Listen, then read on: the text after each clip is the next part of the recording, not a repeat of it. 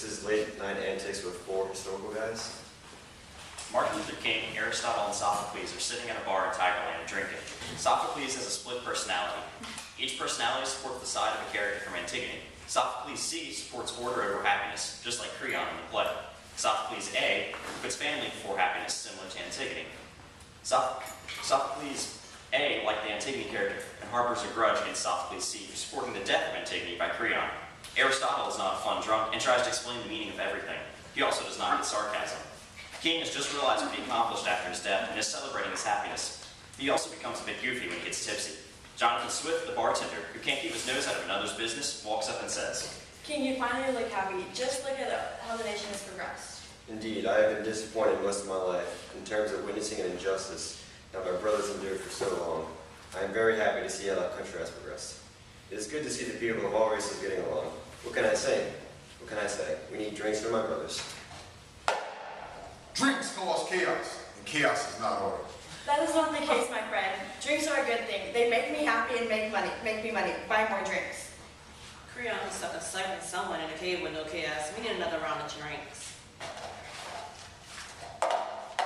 Chaos, as you're referring to, Sophocles, is more commonly known as randomness. It means a lack of pattern or predictability in events. The Oxford English Dictionary defines random as having no definite. Chaos is happiness and more drinks for everyone. Chaos is the complete opposite of order.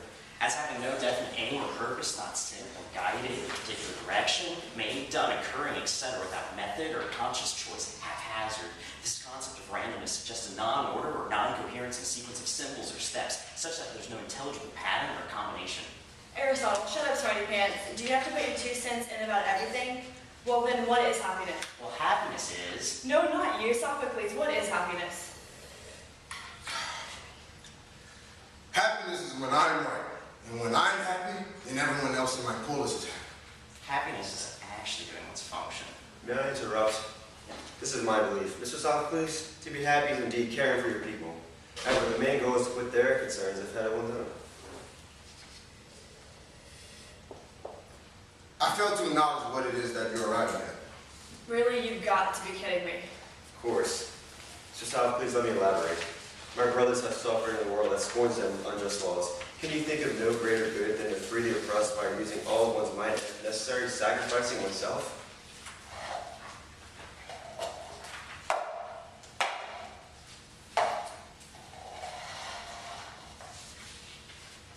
Oh yeah, celebrate tonight, buddy. Celebrate as family. Happiness is family, and family does not leave one in a cave. Creon should not have locked Antigone away in a cave. Amen. I dream too of a family. To be more specific, happiness is the willingness to put family before oneself.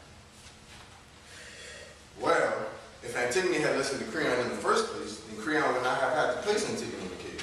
Family should come first for Creon. Polynices is Antigone's brother and Creon's nephew. Creon should have wanted to give Polynices a proper burial.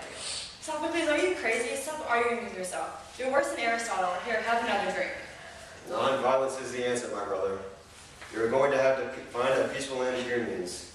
Tension is good in order to awaken the offender in their wrongdoings. However, hostility only cripples one's own cause. May I recommend another drink? But that's nonsense. Antigone had to kill herself in order for Creon to finally understand his terrible ways. Antigone did not have to kill herself. She could have spared her life if she had only obeyed Creon's word. Really, you're out to give it a rest for crying out loud. You should loosen up. Have another drink. At the end, a point was proven. Creon, one has to be just.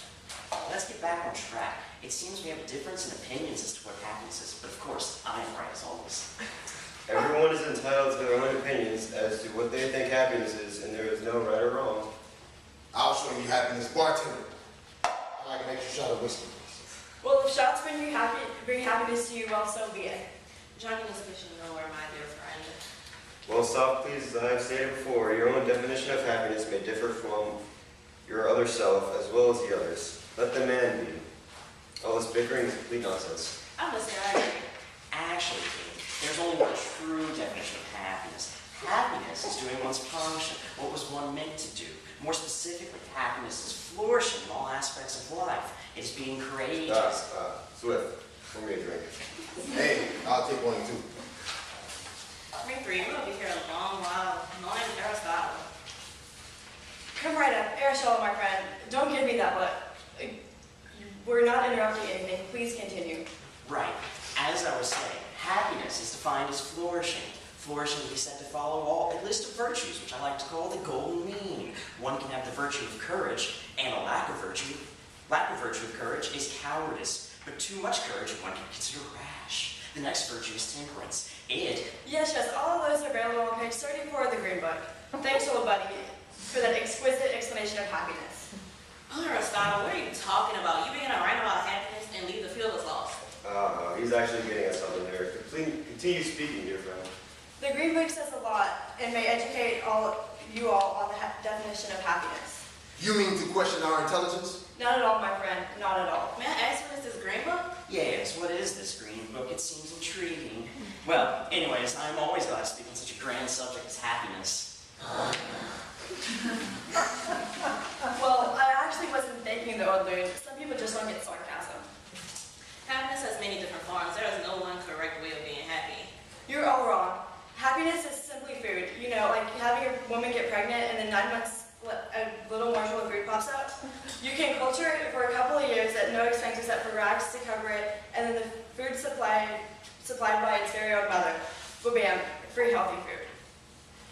Swift, you continue to amaze me on the way you think. I'll just say what everyone is thinking. What in God's name you could come from eating chops with?